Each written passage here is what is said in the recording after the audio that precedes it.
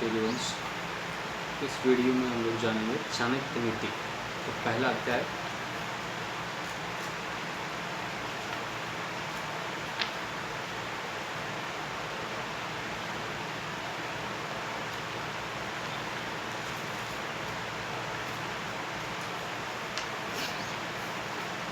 तीनों लोकों पृथ्वी, अंतरिक्ष और पाताल के स्वामी सर्वशक्तिमान सर्वव्यापक परमेश्वर विष्णु को सिर झुकाकर नमन करने के पश्चात अनेक शास्त्रों से एकत्र किए गए इस राजनीतिक ज्ञान का वर्णन करता हूँ।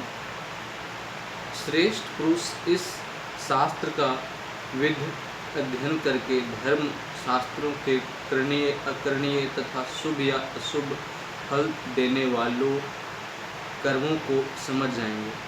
इसलिए मैं मानव के कल्याण की कामना से इस ज्ञान का वर्णन कर रहा हूँ कि मनुष्य सर्वज्ञ हो जाए। मूर्ख शिष्य को उपदेश देने, दुष्ट स्त्री का पालन पोषण करने, धन के नष्ट होने से और दुखी व्यक्ति के साथ व्यवहार रखने से बुद्धिमान व्यक्ति को भी कष्ट उठाना पड़ता है। दुराचारी स्त्री, दुष्ट स्वभाव वाला मित्र और सामने बोलने वाले नौकर के साथ रहना या सत से भरे घर में निवास से मृत्यु निश्चित है।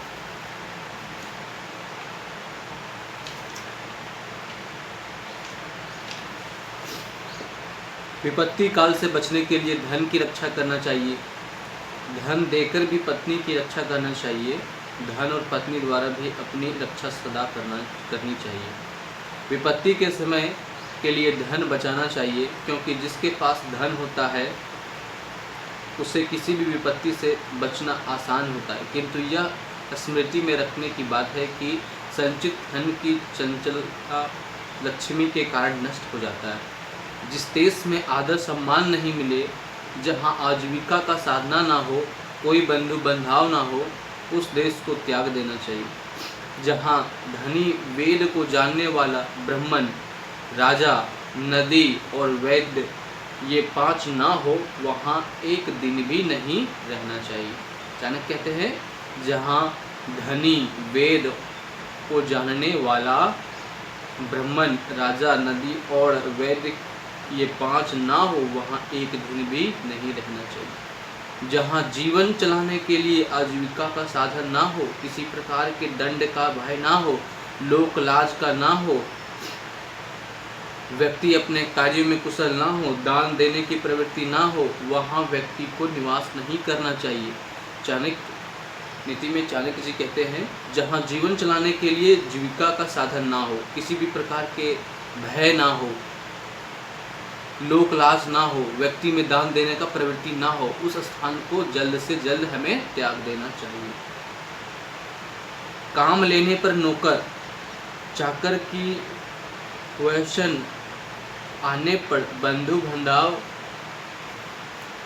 की विपत्ति के समय मित्र की और धन नाश के समय पत्नी की परीक्षा हो जाती है। यानी कहते हैं कि काम लेने पर नौकर, चाकर की वैसन आने पर बंधु बांधव की, यानी विपत्ति आने पर अपने निजी जन यानी मित्र और सगे संबंधी, विपत्ति के समय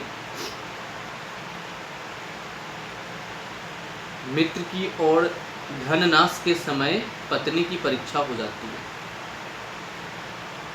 रोग से पीड़ित होने पर, दुख आने पर, अकाल पड़ने पर, शत्रु की ओर से संकट आने पर, राज्य सभा में और शमशान में जो साथ देता है वही बंधु है। यानी चाणक्य नीति में चाणक्य जी कहते हैं कि रोग से पीड़ित होने पर, दुख आने पर, अकाल पड़ने पर, शत्रु की ओर से संकट आने पर, राज्यसभा में और शमशान में जो साथ देता है वही अपने सगे संबंधी, मित्र, बंधु बांधव होते हैं।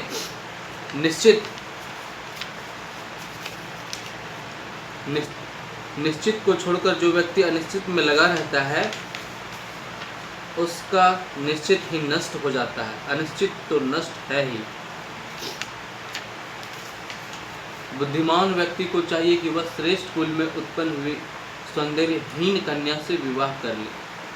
बोलते हैं कि बुद्धिमान व्यक्ति को चाहिए कि वह श्रेष्ठ कुल में उत्पन्न हुई सौंदर्यहीन कन्या से विवाह कर लें, किंतु नीच कुल में उत्पन्न हुई सुंदरी से विवाह ना करें। वैसे विवाह समान कुल में ही करना चाहिए। जिनके बड़े बड़े नाखून हैं, जिनके बड़े बड़े सिंग हैं, जिनके साथ में अस्त्र शस्त्र है, स्त्रियों का और राजकुल वाले व्यक्तियों का कभी विश्वास ना करें।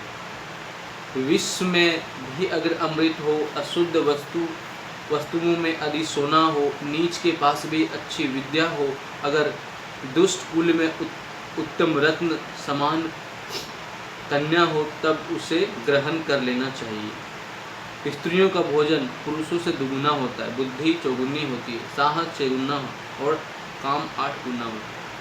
आधा बोले शेष चक्र आगे।